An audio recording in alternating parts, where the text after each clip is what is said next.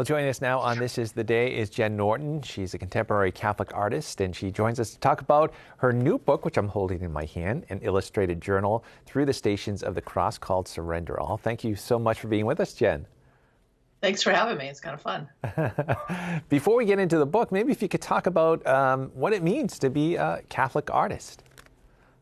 Well, gosh, what does it mean? I mean, I've always done art. I was very shy as a child. So for me, art was always my language of expression. And the way I process and understand things is usually through making art.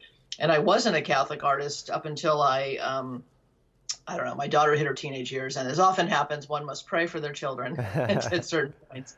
And I just found myself saying the rosary pretty religiously, for lack of a better word, and then getting a very clear response. And it just shifted everything into me starting to paint my religion and my faith. And so for now, what it means to me is I get to share my faith in a non-confrontational way, in a beautiful way, and, let people bring it into their homes in a way that maybe they wouldn't do with other types of religious art.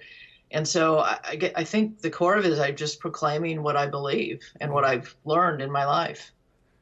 And some people think of the season of Lent often portrayed, sort of dark colors, but this artwork is vibrant colors as well. Talk to us a little bit about your approach to this book.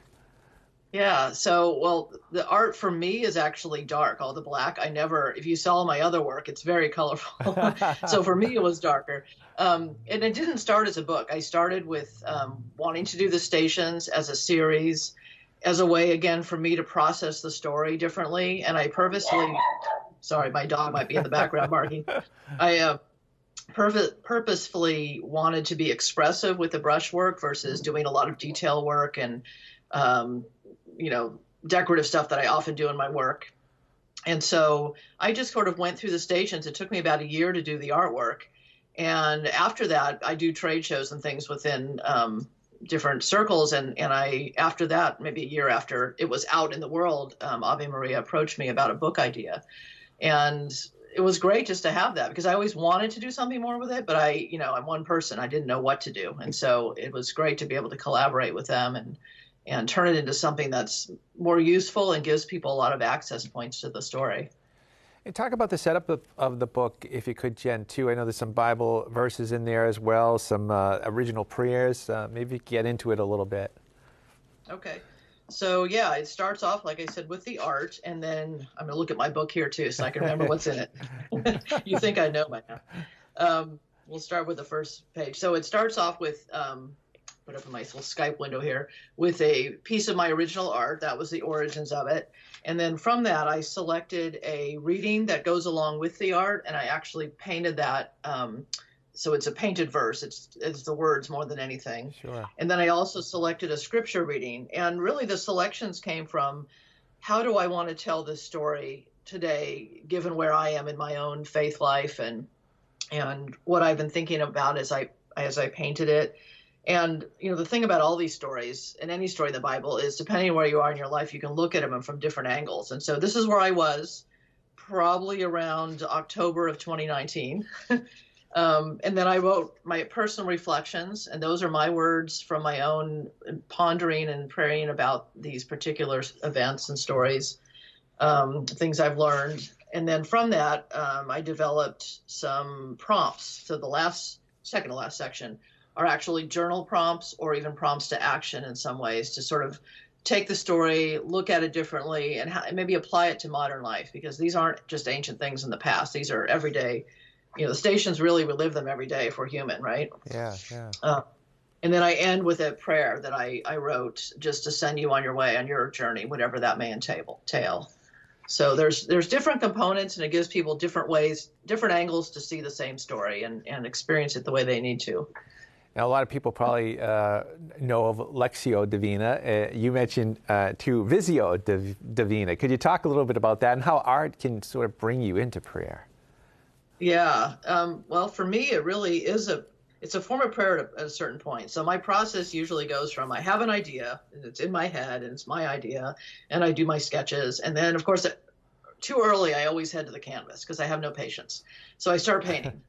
And then there's this process where I go, oh, God, it's horrible. And I have to just I could have 18 hours in it and I have to still destroy it in some way and ruin it.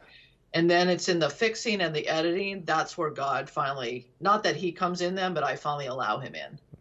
And I find that's very similar to prayer life or just life in general. If we're trying to control, we finally go, oh, I give up. And then God is able to speak a little more clearly. And so it's that last quarter of the time I'm doing any piece of work that I have enough skill, enough years behind me, I can just do the work without being judgy. And that's when my thinking gets clearer and I start to hear what I meant to hear in that particular piece. So that's my version of Visio Divina.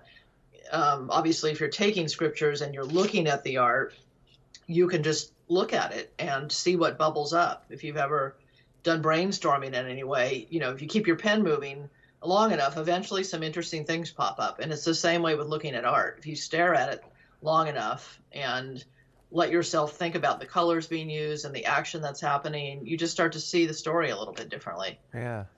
Well, this is a great Lenten companion. Surrender All is the name of the book. Where can people get a copy of this and find out more about your work, Jen? So, I have a website. It's jennortonartstudio.com. Pretty straightforward. And I do have 3 online stores from there. My Etsy store, I fulfill myself, and I do have a small number of books on the site there. It's available from the publisher, Ave Maria Press. So that's a great place to get it, especially if you want to buy multiple copies for a group or a class that you might be doing.